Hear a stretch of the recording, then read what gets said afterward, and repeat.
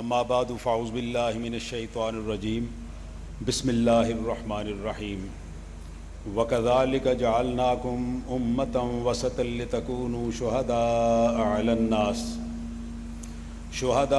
عَلَى النَّاسِ وَيَكُونَ الرَّسُولُ عَلَيْكُمْ شَهِيدًا آمَنْتُ بِاللَّهِ صَدَقَ اللَّهُ مَوْلَانَا الْعَظِيمُ وَبَلَّغَنَا رَسُولُهُ النَّبِيُّ الْكَرِيمُ الْأَمِينُ رب اشرح لي صدري ويسر لي امري واحلل عقدة من لساني يفقهوا قولي اللهم ارنا الحق حقا وارزقنا اتباعه اللهم ارنا الباطل باطلا وارزقنا اجتنابه اللهم ارنا حقائق الاشیاء كما هي۔ میرے نہایت ہی واجب الاحترام جناب پیر سید بدر شاہ صاحب گیلانی، جناب ڈاکٹر محمد عباس ہمایوں صاحب، ڈاکٹر حافظ شکیل صاحب اور میرے تمام سامعین کرام اور میری بیٹیاں، السلام علیکم ورحمۃ اللہ وبرکاتہ۔ میں سب سے پہلے پیر صاحب کو اتنا خوبصورت پروگرام منعقد کرنے پر مبارکباد پیش کرتا ہوں، اور ان کے تمام ساتھیوں کو جنہوں نے ان کے ساتھ دن رات لگا کے اتنا خوبصورت پروگرام لاہور جیسے شہر میں منعقد کیا۔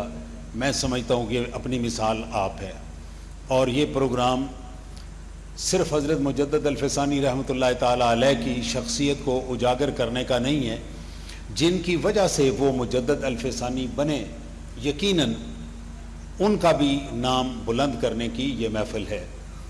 جو مجھے آج کا موضوع دیا گیا ہے کہ سیدنا مجدد الفسانی رحمۃ اللہ علیہ کی تحریک جذباتی نہیں بلکہ ایک سنجیدہ تحریک تھی، میں اس پہ چند ایک باتیں عرض کروں گا۔ ڈاکٹر ارشد صاحب نے میرا موضوع بڑا آسان کر دیا کہ میں نے اس وقت کے حالات بیان کرنے تھے، تو وہ ماشاءاللہ ڈاکٹر صاحب نے بڑے خوبصورت پیرائے میں وہ بیان کر دیے۔ تو میں ابھی اپنے موضوع کی طرف آتے ہوئے آپ کے ساتھ چند ایک باتیں عرض کرتا ہوں۔ میں نے آپ کے سامنے سورہ البقرہ دوسری سورت اس کی 143 نمبر آیت مبارک کا ایک حصہ تلاوت کیا ہے۔ اللہ تعالیٰ کا ارشاد مبارک ہے، وَكَذَلِكَ جَعَلْنَاكُمْ أُمَّةً وَسَطًا لِتَكُونُوا شُهَدَاءَ عَلَى النَّاسِ وَيَكُونَ الرَّسُولُ عَلَيْكُمْ شَهِيدًا۔ اے مسلمانوں، ہم نے تمہیں ایک معتدل امت بنا کے بھیجا ہے۔ امت وسط بہت بڑا لفظ ہے، لیکن اس کو میں نے یہ معنی دینے کی کوشش کی ہے، اور اس میں سے یہ معنی اخذ ہوتا ہے کہ آپ ایک معتدل امت ہیں، تم لوگوں پر گواہ بنو اور ہمارا رسول ان سب کے اوپر گواہ ہوگا۔ میرے پیارے دوستو، اس آیت کی روشنی میں حضرت مجدد الفسانی رحمۃ اللہ تعالی علیہ آپ انتہائی معتدل مزاج شخص تھے، اور آپ نے اپنی زندگی میں جتنی تعلیمات دی آپ اس کو پڑھتے جائیں، آپ کو کہیں پہ جذباتیت نہیں ملے گی، ان کی شخصیت میں ایک ٹھہراؤ ملے گا۔ اور مزے کی بات یہ ہے، تاریخ میں ہماری بہت زیادہ تحریکیں چلی، اور زیادہ تحریکیں ناکام اس وجہ سے ہوئی کہ ان میں جذباتی پن تو تھا، جذباتیت تو تھی۔ آج کے دور میں بھی اگر آپ دیکھیں تو آپ کے سامنے بہت ساری تحریکیں چلی پچھلے 5 7 8 10 سال میں بھی، لیکن وہ صرف جذباتی تھی، ان میں سنجیدگی کا عنصر کم تھا۔ لیکن حضرت مجدد الفسانی رحمۃ اللہ تعالیٰ علیہ نے اپنی جو تحریک شروع کی، ایک تو وہ ہمہ جو تھی، ملٹی ڈائمینشنل تھی، وہ صرف اور صرف صوفیاء کی اور علماء کی نہیں تھی، ان کے مخاطب صرف اتنے لوگ نہیں تھے، اور مزے کی بات یہ کہ ان کے ہر پہلو میں مکمل طور پہ سنجیدگی پائی جاتی تھی۔ تھوڑا سا پس منظر میں چلیے، حضرت مجدد الفسانی رحمۃ اللہ تعالی علیہ ہندوستان کی ریاست پنجاب کے ضلع فتح گڑھ کے ایک گاؤں سرہند میں پیدا ہوئے۔ یہ 1564 کا سال تھا۔ اس وقت اکبر بادشاہ کی عمر 22 سال ہو چکی تھی، آپ پیدا ہوئے، اور اکبر نے 8 سال کے بعد حضرت مجدد الفسانی رحمۃ اللہ علیہ کے 8 سال کے بعد بادشاہت لی، اس کو بادشاہت ملی۔ اس وقت اس کی عمر 14 سال تھی۔ آپ کے والد گرامی کا نام عبد الاحد چشتی رحمۃ اللہ تعالی علیہ تھا۔ آپ تاریخ کی اور خاص طور پہ تصوف کی ان ہستیوں میں شامل ہیں جہاں پہ آ کے چاروں کا چاروں سلسلے اکٹھے ہوتے ہیں اور ان کا ایک بہترین امتزاج بن کے ہمارے تک پہنچتا ہے۔ آپ نے حضرت باقی باللہ رحمۃ اللہ تعالی علیہ سے بیعت کی۔ حضرت باقی باللہ رحمۃ اللہ تعالی علیہ 1563 میں پیدا ہوئے، پھر ان کے مرشد گرامی حضرت ام کنگی رحمۃ اللہ علیہ نے انہیں ہندوستان آنے کا حکم دیا۔ وہ ہندوستان تشریف لائے، کچھ عرصہ لاہور میں ٹھہرے اور اس کے بعد دلی چلے گئے، اور ان کے ذمہ جو کام لگایا گیا تھا وہ یہ تھا کہ یہاں پہ ایک شہباز پیدا ہونے والا ہے جس کا نام احمد ہوگا، اس کو اپنے سلسلہ میں بیعت کرنا ہے۔ تو حضرت باقی باللہ رحمۃ اللہ تعالی علیہ آپ کا انتقال 40 سال کی عمر میں 1603 عیسوی میں ہوا۔ اس وقت آپ کو دلی میں آئے ہوئے تقریباً 3 سال ہوئے تھے۔ اس 3 سال میں آپ نے حضرت مجدد الفسانی رحمۃ اللہ تعالی علیہ شیخ احمد سرہندی کو بیعت بھی کیا، اور بیعت کے بعد خلافت عطا فرمائی اور انہیں آگے اجازت بیعت عطا فرمائی۔ میرے پیارے دوستو، جہانگیر کے والد اکبر، اس نے جتنی شادیاں کی ان میں ایک ہندو عورت تھی جس کا نام تھا جودھا بائی، جودھا بائی یہ ہندوستان کی ایک ریاست، اس کے راجا کی بیٹی تھی اور راجا کا نام تھا بھورمل، اس کی بیٹی تھی۔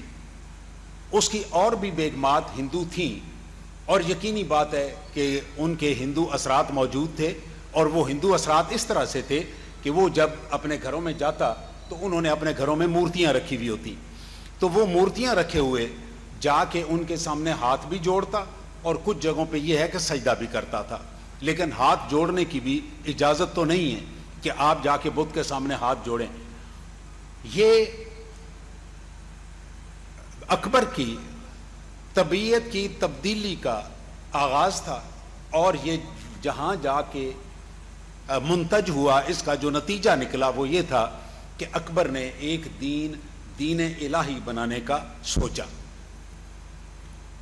اب اس الہی کے پیچھے ایک تاریخ ہے پوری، یہ ایسے نہیں تھا کہ اس کے دماغ میں آ گیا کہ دین الہی بنا دیں۔ اس نے ایک نظریہ پیش کیا، خود وہ ان پڑھ تھا، آبویسلی یہ نظریہ اس کے ساتھیوں نے، نورتن جو تھے جن میں ہندو لوگ بھی تھے اور جو مسلمان بھی تھے وہ بھی زیادہ تر ہندو مزاج ہی تھے، انہوں نے اس کا نام دین الہی اس لیے تجویز کیا کہ ہر چیز اللہ ہی ہے، آپ اس کو بھگوان کہیں، آپ اس کو رام کہیں، آپ اس کو اللہ کہیں، آپ اسے خدا کہیں، جو بھی کہیں وہ سارا کچھ اللہ ہے۔ تو اس اللہ کا دین ہمارے سامنے ہونا چاہیے، اس لیے اس نے اس کا نام دین الہی رکھا۔ اور اس دین الہی کے نام رکھتے وقت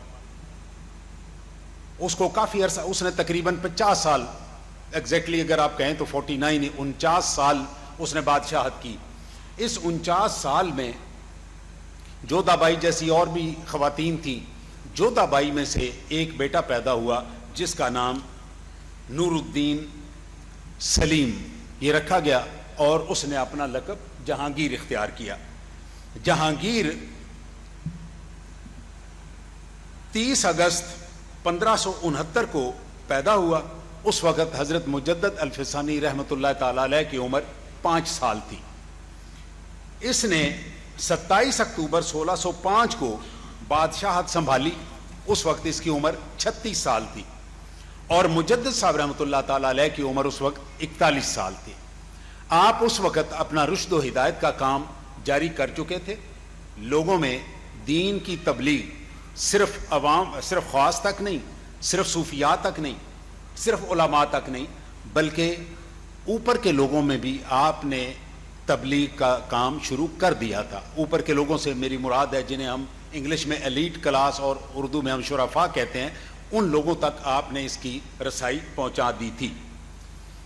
ذرا تھوڑی سی دیر کے لیے واپس آئیے، اکبر کو دین الہی پہ اکسانے کے لیے جو ہمارے لوگوں نے حصہ ڈالا ذرا وہ ملاحظہ فرمائیے۔ سورہ الحج 22 نمبر سورہ قرآن پاک کا، اس کی 47 نمبر آیت، یہ اکبر کے دماغ میں ٹھونسی گئی. اور ذرا آیت بھی سن لیجئے, اس کا ترجمہ بھی سنیے, اور اس کے دماغ میں جو بات بٹھائی گئی وہ بھی میں آپ کے سامنے عرض کرتا ہوں. وَإِنَّ يَوْمَ عِنْدَ رَبِّكَ كَأَلْفِ سَنَةٍ مِّمَّا تَعُدُّونَ, تمہارے ہاں اس دنیا میں جو 1000 سال گزرتا ہے, اللہ تعالیٰ کہتا ہے میرے ہاں وہ ایک دن گزرتا ہے. اس کا مطلب اس کے دماغ میں, اکبر کے دماغ میں یہ ڈالا گیا کہ 1000 پورا ہو گیا, اللہ کا ایک دن پورا ہو گیا, اب اس کا جو دین ہے وہ آبسولیٹ ہو گیا, اب وہ دین اس قابل نہیں رہا کہ آگے چلے, آج اس کو نئے دین کی ضرورت ہے. اور دوسری بات اس کے دماغ میں یہ ڈالی گئی, سورہ النساء 4 سورہ آیت نمبر 59. یا ایھا الذین آمنوا اطیعوا اللہ واطیعوا الرسول واولی الامر منکم, اللہ کی اطاعت کرو, اے لوگوں جو ایمان لا چکے ہو اللہ کی اطاعت کرو, اللہ کے رسول صلی اللہ علیہ وآلہ وسلم کی اطاعت کرو, اور جو تمہارے اندر حاکم ہیں ان کی اطاعت کرو. تو انہوں نے اس کے دماغ میں یہ بات ڈالی کہ ادھر 1000 سال پورا ہو گیا اور آپ اس وقت مسلمانوں کے حکمران ہیں اس پوری سلطنت کے, اس لیے آپ کو نیا دین رائج کرنا چاہیے. اور اس نے دین الہی کے نام سے ایک نیا دین جو تھا وہ ہمارے سامنے, لوگوں کے سامنے اس وقت رکھ دیا. یہ دین الہی کا پس منظر تھا. ابھی تھوڑا آگے چلیے, اس کے اثرات کتنے گہرے ہوئے. میں یہ جو بات کرنے لگا ہوں بڑا ڈرتے ڈرتے کہنے لگا ہوں, لیکن میں چونکہ اس کو حقیقت سمجھتا ہوں اس لیے میں کہنے لگا ہوں. اس کے اثرات یہ ہوئے کہ ہمارے ہاں ہمہ اوست کا ایک نظریہ آ گیا, اور اس ہمہ اوست کے نظریے نے ہمارا وہ حال کیا کہ میں اگر چند ایک شعر اس کے پڑھوں تو شاید آپ بھی برداشت نہ کر سکیں. اللہ, مندر, بت, ہر چیز اللہ ہی اللہ ہو گئی. لیکن میں اس سے آگے ایک بات کرنے لگا ہوں. لاہور میں ایک بزرگ ہیں جن کے نام پہ ایک میلہ لگتا ہے جس کو میلہ چراغاں کہا جاتا ہے. ان کا نام ہے مادھو لال حسین. آپ کیا سمجھتے ہیں مادھو لال کسی مسلمان کا نام تھا؟ اگر آپ کا دل مانتا ہے تو ٹھیک ہے. تو مادھو لال یہ اس دین الہی کے اور ہمہ اوست کے نظریے کا اثر تھا کہ اس کا اصل نام شاہ حسین جو تھا وہ چھپ گیا اور مادھو لال آگے آ گیا. مادھو لال پہلے ہے اور حسین پیچھے. یہ ہمارے اس دین الہی جس کو ابھی ہم تو دین اکبری کہتے ہیں, دین الہی تو کہتے ہی نہیں ہے, دین اکبری جو تھا وہ آگے چلا. اب مادھو لال حسین جو ہیں یہ 1538 میں پیدا ہوئے اور 1599 میں ان کا انتقال ہوا, اور انہوں نے اپنی زندگی اکبر بادشاہ کی اس میں گزاری, بادشاہت میں گزاری. حضرت مجدد الفیسانی رحمۃ اللہ تعالی علیہ ان حالات سے بے خبر نہیں تھے. وہ دیکھ رہے تھے کہ یہاں پہ کیا کچھ ہو رہا ہے اور اس کا آگے انجام کیا ہوگا. ہم جب کوئی کام شروع کرتے ہیں ہم اس وقت یہ نہیں سوچتے کہ آج ہم جو کام کر رہے ہیں کل کو اس کا نتیجہ کیا نکلے گا. مثال کے طور پہ ابھی ہمارے ہاں میلاد کا بھی دن آنے والے ہیں. میلاد کے دنوں میں ہم لوہے کے بیت اللہ بنا کے اور گنبد خضرا بنا کے اپنی ریڑیوں پہ رکھ کے سجا کے اور نکلتے ہیں. ہر بندہ اس کو عقیدت سے دیکھتا ہے, صرف دیکھتا نہیں ہے, ان کو ہاتھ لگاتے ہیں, چومتے ہیں, ان کا احترام کرتے ہیں. اب ہمیں یہ نہیں اندازہ ہوتا کہ اس کا کل کو اینڈ کیا ہوگا. اس کا اینڈ میں آپ کو ذرا تھوڑا سا پیچھے لے جاتا ہوں. آپ نے ایک نام سن رکھا ہوگا علامہ عنایت اللہ مشرقی کا. علامہ عنایت اللہ مشرقی جس کام سے مشہور ہوئے وہ ان کی پڑھائی تعلیم وغیرہ تو الگ تھی. ہندوستان سندھ میں جو ہمارا صوبہ سندھ ہے, اس سندھ میں کسی ایک پیر صاحب نے ایک بیت اللہ بنایا. لوگ پہلے اس کو ہاتھ لگاتے, چومتے, اس کے بعد اس کا طواف شروع ہو گیا. علامہ عنایت اللہ مشرقی نے اس کے اوپر جا کے ایک مقدمہ کیا اور وہ کورٹ سے مقدمہ جیتا اور وہ بیت اللہ کا طواف بند ہوا. اس کی اپیل ہائی کورٹ میں ہوئی, ہائی کورٹ سے انہوں نے کیس جیتا. اس کے بعد سپریم کورٹ میں اپیل ہوئی, انہوں نے سپریم کورٹ سے کیا.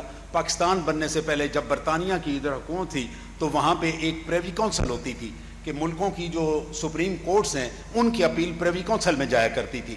تو علامہ عنایت اللہ مشرقی وہاں گئے اور ہمارے اس علاقے کے بزرگوں نے پریوی کونسل کے اخراجات دینے کے لیے باقاعدہ تنظیمیں بنائیں اور وہ وہاں پہ کیس جیتا. اب دیکھیے اس بندے کے دماغ میں جس نے وہ بیت اللہ بنایا تھا وہم و گمان میں بھی نہیں ہوگا کہ میں یہ بنا رہا ہوں کل کو لوگ اس کا طواف شروع کر دیں گے. تو ہمیں آج مجدد الفسانی رحمۃ اللہ تعالی علیہ نے اس چیز کا ادراک کیا کہ کل کو آنے والے وقت میں یہ کیا ہو سکتا ہے. اکبر تو مر گیا, اس کے بعد جہانگیر آیا. اب جس وقت جہانگیر نے بادشاہت سنبھالی تو اس کی عمر 36 سال تھی اور حضرت مجدد الفسانی رحمۃ اللہ علیہ کی عمر 41 سال تھی. اس نے جہانگیر نے اپنے باپ کا وہ مذہب دین الہی اس کو مکمل طور پہ اپنایا اور اس کو ترویج دینے کے لیے وہ آگے بڑھا. حضرت مجدد صاحب رحمۃ اللہ تعالی علیہ نے جس اپنا کام شروع کیا تو اس کو اندازہ ہوا کہ یہ کل کو میرے لیے بن سکتا ہے, خطرہ بن سکتا ہے. اس نے آپ کو گوالیار کے قلعے میں بند کر دیا. اب گوالیار کہاں پہ ہے؟ گوالیار جو ہے یہ مدھیہ پردیش ایک صوبہ ہے, بلکہ میں ادھر سے شروع کرتا ہوں. آپ جو ہی یہاں سے لاہور سے ہندوستان جاتے ہیں, حضرت تو تشریف لے گئے ماشاءاللہ, حضرت مجدد صاحب کے عرس پہ تشریف لے گئے, تو یہ پنجاب کے بالکل آخر ہریانہ کی سرحد پہ یہ شہر ہے. یہ پنجاب کا صوبہ, آگے آپ ہریانہ گزرتے ہیں, ہریانہ کے بعد آپ اتر پردیش گزرتے ہیں جس میں دلی آتا ہے, اس سے آگے مدھیہ پردیش ہے. اور مدھیہ پردیش سرحد سے 610 کلومیٹر دور کہ راولپنڈی کے بندے کو ملتان میں قید کریں تاکہ اس کے گھر والے اور اس کے ساتھ والے اس کے ساتھ رابطہ نہ کر سکیں. میں گوالیار کے قلعے کا تھوڑا سا آپ کو تعارف کروا دوں. جو گوالیار کا قلعہ تھا یہ عام قیدیوں کے لیے نہیں تھا. عام قیدیوں کے لیے جس طرح ہمارے ہاں آج کے دور میں ڈسٹرکٹ جیلز ہیں, سینٹرل جیلز ہیں, اسی طرح اس زمانے میں بھی جیلیں تھیں. جو گوالیار کا قلعہ تھا اس کو اگر آج کے دن میں کہوں تو بالکل اس طرح جس طرح گواتانامو بے ہے. یہ بادشاہ کے جو خاص قسم کے دشمن تھے جنہیں وہ سمجھتا تھا کہ میرے لیے خطرہ ہے, وہ نواب ہو گئے, ریاستوں کے بڑے ہو گئے یا اشرافیہ کے لوگ ہو گئے, وہ ان لوگوں کو گوالیار کے قلعے میں قید کرتا تھا. ان کو بھی چونکہ وہ اس لیول کا خطرہ سمجھتا تھا اس لیے حضرت مجدد الفسانی رحمۃ اللہ علیہ کو بھی انہوں نے گوالیار کے قلعے میں بند کیا. جس دن حضرت مجدد الفسانی رحمۃ اللہ تعالی علیہ گوالیار کے قلعے میں پہنچتے ہیں اس دن گوالیار کے قلعے میں کم و بیش 1300 نواب اور بڑے بڑے لوگ وہ وہاں پہ قید تھے. ان میں ایک قیدی کا اور اضافہ ہو گیا. مجدد صاحب رحمۃ اللہ تعالی علیہ نے وہاں جا کے نماز جماعت شروع کی, لوگوں کو بتانا شروع کیا. تقریباً 1.25 سال میں ان 1300 میں سے 900 نواب مسلمان ہو گئے. 900 نواب. اور یہ یاد رکھیے رعایا کا مذہب وہ ہوتا ہے جو ان کے حاکم کا مذہب ہوتا ہے. تو وہ اب اس کے پاس انٹیلیجنس نے یہ اطلاع پہنچائی کہ اتنا بندہ تو مسلمان ہو گیا اس بندے کے یہاں آنے سے, اور جس دن یہ نواب واپس جائیں گے ان کی رعایا ساری کی ساری مسلمان ہو جائے گی. تو جہانگیر کو یہ خطرہ پیدا ہوا اور اس نے لوگوں کے ساتھ مشورہ کرتے کراتے جتنی دیر میں وہ مشورہ کرتے اس نتیجے پہ پہنچا کہ مجدد الفسانی رحمۃ اللہ علیہ کو رہا کیا جائے. اس وقت تک کوئی 200 نواب اور مسلمان ہو چکے تھے. تو ان کو وہاں سے انہوں نے نکالا اور مجدد صاحب آئے. میرے پیارے دوستو, مجدد صاحب رحمۃ اللہ تعالی علیہ کے مخاطب کون لوگ تھے؟ آپ کے مخاطب کون تھے؟ کیا عوام الناس تھے؟ ان کے باپ اور دادا اور پردادا کے مرید تھے؟ نہ. ان کے مخاطب بادشاہ, وزیر, با اثر لوگ, صوفیاء, علماء اور عوام الناس. جو لوگ مکتوبات شریف پڑھتے ہیں وہ یہ چیز بڑی آسانی سے سمجھ سکتے ہیں کہ جو لوگ میں نے آپ کے سامنے رکھے ہیں ان سارے طبقوں کو آپ نے الگ الگ خطاب کیا. آپ نے تو پورا ماشاءاللہ ترجمہ کر کے تو حضرت نے بڑی محنت کی ہے, اور یہ ضرور پڑھیے. میری آپ سے گزارش ہے, جو لوگ بھی پڑھنے لکھنے سے تھوڑا سا بھی شغف رکھتے ہیں میں گزارش کروں گا کہ حضرت کا یہ کیا ہوا جو شرح ہے اس کو ضرور پڑھیے. میرے پیارے دوستو, ان تمام کے تمام لوگوں نے آپ کے مکتوبات کا اثر قبول کرنا شروع کر دیا۔ میں اس کو کٹ شارٹ کرتے ہوئے بالکل اپنے آخری بیچ والی چیزیں چھوڑتا ہوں، ٹائم آلریڈی کافی ہو گیا، میں بالکل آخر میں آتا ہوں کہ حضرت مجدد الفسانی رحمۃ اللہ علیہ نے حضرت عبد الخالق غوثدوانی رحمۃ اللہ تعالی علیہ جنہوں نے ایک سلوک پیش کیا تھا، اس کے بعد کئی صدیاں گزرنے کے بعد حضرت مجدد صاحب رحمۃ اللہ تعالی علیہ نے ایک سلوک پیش کیا جس کو آج ہم نقشبندی سلوک کہتے ہیں۔ اس نقشبندی سلوک میں بہت لمبا چوڑا سلوک ہے، لطائف سے شروع ہوتا ہے، حقائق میں جاتا ہے، تعینات میں جاتا ہے، شجونات میں جاتا ہے، ذات الہی میں جاتا ہے، اور ذات الہی سے جاتا جاتا ذات بحق میں جاتا ہے۔ میں آپ کو ان کی تفصیلات میں نہیں لے کے جاؤں گا۔ جو پہلی سیڑھی ہے لطائف کی، ہمارے ہاں اس وقت بھی ایسے آستانے موجود ہیں جو مجددی سلوک باقاعدہ طے کراتے ہیں۔ میں اس میں ایک چیز عرض کروں گا کہ حضرت مجدد صاحب رحمۃ اللہ علیہ نے صرف لطائف نہیں بتائے، آپ نے لطائف کی 5 پڑوسنوں کا بھی ذکر کیا ہے۔ یہ جو 5 لطائف ہیں عالم امر کے، جن کا نام ہے قلب، روح، سر، خفی اور اخفا، یہ 5 ہیں، اور ان 5 کے ساتھ 5 پڑوسنے بیان کیے۔ میں نے حضرت کی اجازت سے اور غلام رسول قاسمی صاحب کے مشورے سے ان کو کسائف کا نام دیا ہے۔ ڈاکٹر صاحب، میں نے یہ کسائف سے مراد اس کا لغوی معنی نہیں ہے، اس کا مراد ہے لطیف کا الٹ کثیف، تو میں نے اس کو کسائف، وہ 5 کسائف ذرا سن لیجئے۔ اور اس بندے، اور یہ 5 کے 5 جو پڑوسنے اور کسائف آپ نے بیان فرمائے ہیں، یہ سارے کے سارے قرآن پاک سے اخذ کر کے اور ایک ایسی ترتیب دی ہے، آپ یقین جانیے کہ میں جو یونیورسٹی کا پڑھا ہوا انجینئرنگ اور خدا جانے کیا کیا کرنے کے بعد میں نے جس وقت ان کی ترتیب دیکھی ہے، آپ یقین جانیے میں سر سے لے کر پاؤں تک کانپ کے رہ گیا کہ اس بندے کی اتنی دور تک اور گہری نظر تھی۔ پہلا لطیفہ قلب، اس کا کثیفہ شیطان کے تصرف، لطیفہ اللہ کے تصرف کی جگہ، اللہ کے نور کی جگہ، اور اس کے ساتھ جو کثیفہ ہے یہ شیطان کے تصرف کی جگہ، اس کا نام ہے شہوت۔ دوسرا لطیفہ ہے لطیفہ روح، اس کے ساتھ جو کثیفہ ہے شیطان کے تصرف کی جگہ ہے وہ ہے غصہ۔ اور تیسرا لطیفہ ہے سر، لطیفہ سر کے ساتھ جو کثیفہ ہے اس کا نام ہے لالچ۔ اور چوتھا جو لطیفہ ہے اس کا نام ہے خفی، اور اس کے ساتھ جو شیطان کے تصرف کا کثیفہ ہے اس کا نام ہے حسد۔ اور 5واں اور آخری لطیفہ جس کا نام ہے اخفا، وہاں پہ شیطان کے تصرف کی جو جگہ ہے اس کا نام ہے تکبر۔ میں حیران ہو گیا، آپ یقین جانیے میری حیرت اب تک قائم ہے۔ شہوت یہ انہی معنوں میں لیجئے، اس کی بہت بڑی ڈیٹیل ہے، میں ڈیٹیل میں نہیں جا رہا، جن معنوں میں آپ فیل کرتے ہیں یہ محسوس کرنے کی چیز ہے۔ غصہ محسوس کرنے کی چیز ہے، فزیکلی نظر نہیں آتا۔ لالچ نہ فزیکلی نظر آتا ہے، نہ یہ بندے کی طبیعت کے اندر ایک چیز ہے لالچ، اور یہ اتنی خراب چیز ہے کہ اللہ تعالیٰ نے قرآن پاک میں اس کو کائنات کا سب سے بڑا شرک قرار دیا ہے۔ من اتخذہ الہہ ہوا، ان لوگوں نے لالچ کو اپنا وہ بنا لیا ہے، اپنا الہ بنا لیا ہے سب سے بڑا۔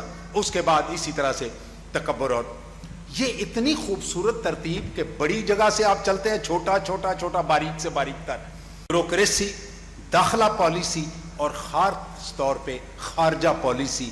اگر کسی بندے کے دماغ میں یہ 5 چیزیں کنٹرول کرنے کی ہمت پیدا ہو جائے، یہ ساری کی ساری چیزیں درست ہو جاتی ہیں۔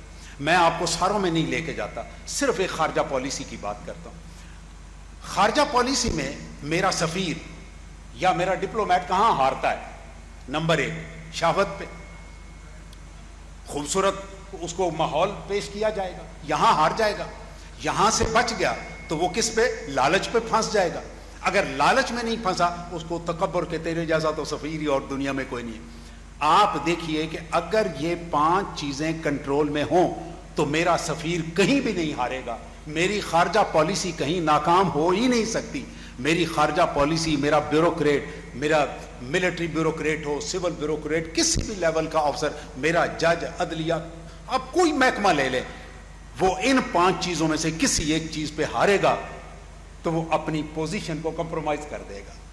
تو حضرت مجدد الفسانی رحمۃ اللہ تعالیٰ علیہ کی یہ جو 5 چیزیں ہیں، ہم نے لطائف میں انوارات محسوس کر لیے، ان کے مراقبات کر لیے، لیکن اگر یہ 5 چیزیں کنٹرول نہیں ہوئیں تو یہ یقین جانیے یہ سارا آپ کا وہم ہے، یہ کوئی بھی لطائف کا سبق آپ کا پار نہیں ہوا. اگر یہ 5 چیزیں کنٹرول ہو گئی، اب اس کا مطلب ہے کہ مجدد صاحب نے جو آپ کو سلوک دیا تھا وہ سلوک میں لطائف واقعی طے ہو گئے. بہت لمبی بات کی جا سکتی ہے. اللہ تعالیٰ آپ کو آسانیاں عطا فرمائے. آپ کے بعد میں آنے والے لوگوں نے بڑے کام کیے. امام شامل داغستان میں 1922 میں 22 اضلاع پہ حکومت کی، اور وہ دور شریعت آج بھی کہلاتا ہے. آپ کے طالبان جو ہیں یہ مجددی ہیں، سارے کے سارے حنفی مجددی ہیں. یہ سارے کے سارے حضرت مجدد الفسانی کے یہ مکتوبات انہوں نے رٹے ہوئے. ملا عمر اس کا حافظ تھا. ابھی والے جو ہیں پیچھے والے ہیبت اللہ اور یہ سارے کے سارے یہ مکتوبات کے حافظ ہیں. اگلے دن میں اس کا انٹرویو سن رہا تھا. آپ یقین وہ انٹرویو تو اس کا پشتو میں تھا لیکن ساتھ وہ ترجمہ کرنے والا ترجمہ. مجھے حیرت ہوئی کہ ان بندوں نے یہ مکتوبات رٹے ہوئے ہیں اور ہم کیسے مجددی ہیں کہ ہمیں کسی مکتوب کا پتہ ہی نہیں ہے. تو حضرت جو بار بار آپ کے سامنے گزارش کر رہے ہیں کہ اس کو پڑھیں، ان کو پڑھیں، خدا کے لیے انہیں پڑھیں، تو میری بھی درخواست ہے دست بستہ کہ اسے پڑھیے. انشاءاللہ تعالیٰ العزیز آپ کے اوپر ایک جہان مکمل طور پہ اور کھلے گا. اللہ تعالیٰ آپ کو آسانی عطا فرمائے. وآخر دعوانا ان الحمد للہ رب العالمین.